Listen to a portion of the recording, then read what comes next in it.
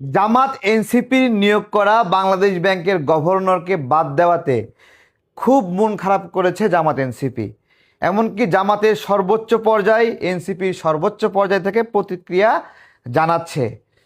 তার আগে একটা কথা বলি, আচ্ছা, গভর্নরের মেয়ে কি সোনার হাঁস যে সোনার ডিম পারে? গভর্নরের মেয়ের যে ফ্ল্যাট দুবাইয়ে 45 কোটি টাকা দাম, বেশি না, 45 কোটি টাকা। অল্প বয়সী একটা নারী, এখনও নারী হয়েই ওঠেনি, দুবাইয়ে বিশাল বড় একটা রাজপ্রাসাদে থাকে। এই রাজপ্রাসাদের টাকা, অর্থের উৎস কি, কই থেকে? শুধু তার দুবাইয়ে বাসভবন না, তার আমেরিকাতেও বাসভবন আছে এবং যুক্তরাজ্য, লন্ডন, দুবাই, বিশ্বের বিভিন্ন দেশে তার বিনিয়োগও আছে। কই থেকে পেয়েছে এই অর্থ আমরা জানি না। এবং এই বাংলাদেশ ব্যাংকের গভর্নরকে সরিয়ে দেওয়ার জন্য খুব চটেছে জামাত এবং এনসিপি। আমরা আসুন দেখি, ব্যাংকের সুদের হার 12 থেকে 16% করেছে এবং মূল্যস্ফীতি সর্বোচ্চ পরিমাণে। মূল্যস্ফীতি আসলে কি বাংলাদেশের নাগরিকরা অনেকে বোঝে না। আপনি যে জিনিসটা আগে 10 টাকায় পেতেন, ওই জিনিসটা আর 10 টাকায় পাওয়া যাচ্ছে না, 20 টাকায় পাওয়া যাচ্ছে। এইটা এমনি এমনি হয় না। যখন বাংলাদেশ ব্যাংক টাকা প্রিন্ট করে, টাকা প্রিন্ট করে সরকারকে ঋণ দেয় অথবা কোনো একটা ব্যাংকে ঋণ দেয়, টাকা প্রিন্ট করে করে, টাকা নাই কিন্তু প্রিন্ট করে করে টাকার সংখ্যা বাড়াচ্ছে, তখন ওই 10 টাকার জিনিসটা 20 টাকা হয়ে যায়। অর্থাৎ বাজারে ওই টাকাটা যেটা 1 লক্ষ কোটি টাকা ছিল, যখন তার সঙ্গে আরও 50,000 কোটি টাকা বা আরও 1 লক্ষ কোটি টাকা যুক্ত হয়, তখন বাজারে সম্পদের মোট পরিমাণ আগে যা ছিল তাই থাকে, কিন্তু টাকার পরিমাণ 1 লক্ষ কোটি টাকা থেকে 2 লক্ষ কোটি টাকা হয়ে যায়। যার ফলে টাকা অ্যাভেলেবেল হয়ে যায় যখন, তখন আপনার কাছে যে 10 টাকা ছিল, ওই 10 টাকা দিয়ে যা আপনি কিনতে চেয়েছিলেন ওটা কিনতে পারেন না, তখন 20 টাকা প্রয়োজন হয়। তখন আপনি সেটা কিনতে পারেন না কেন? কারণ আপনার কাছে 10 টাকাই ছিল, যার ফলে আপনি গরিব হয়ে যান। সিস্টেমেটিক্যালি টাকা প্রিন্ট করে করে বাংলাদেশের জনগণকে গরিব বানিয়ে ফেলেছে বাংলাদেশ ব্যাংকের গভর্নর, যা কেউ টেরই পায়নি। আপনারা টের পান নাই, তাই এই ব্যক্তিটাকে অনেক সৎ ব্যক্তি মনে হচ্ছে। আরও বিষয় রয়েছে, তিনি আমাদের ইসলামিক ব্যাংকগুলো যেগুলো ছিল, তিনি একটা বক্তব্য দিয়েছিলেন, মনে আছে মনে হয়, যে তার এক বক্তব্যে সবগুলো ইসলামিক ব্যাংক একসঙ্গে দেউলিয়া হয়ে যায় প্রায়। হ্যাঁ, এবং যদি এই বক্তব্য তিনি না দিতেন, তাহলে ওই ব্যাংকগুলোর উপর জনগণ আস্থা হারাতো না এবং আস্তে আস্তে সেই ব্যাংকগুলো রিকভার করে ফেলতো।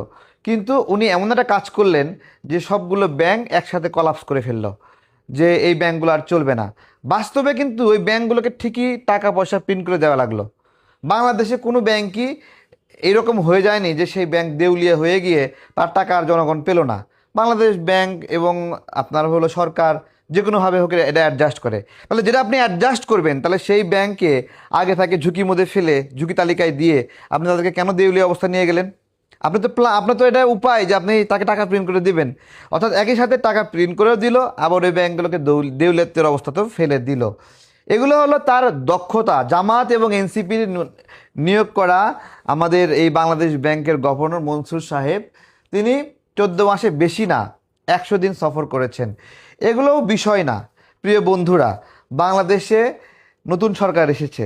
নতুন সরকার এসে তারা কি এনসিপি এবং বাংলাদেশ এনসিপি এবং সে সময় ইউনূস সরকার এবং জামাতের নিয়োগ দেওয়া গভর্নরকে তাদের সঙ্গে রেখে দিবেন? এটা আপনাদের কাছে প্রশ্ন।